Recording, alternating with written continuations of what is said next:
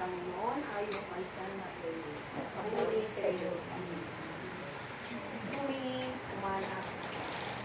Humingi kayo at kayo bibigyan, humanap kayo at kayo makakasumpong.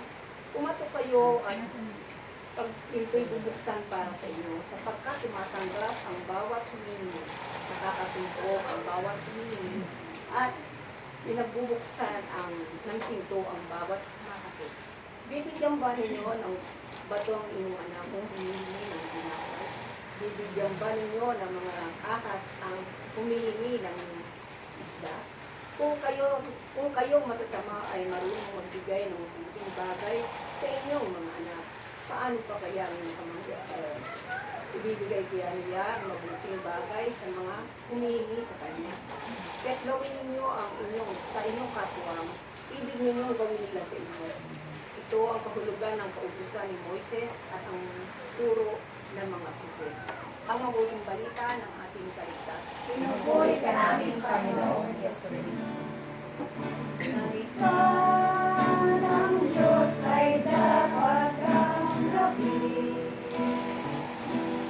Ang salita ng Diyos ay dapat nasundin. Sa puso't isip, sana'y laging tampin. Makatulong siya sa ating pasanin. Sa pagtahan dito sa mundo, maraming pagsubok ang matatamo. Pakinggan mo, isa buhay mo,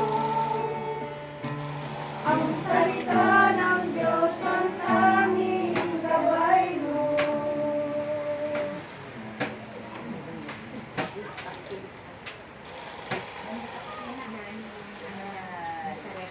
Praise! Palakpakan natin ang praise. Purihin natin ang mabuting balita ng ating Panginoon.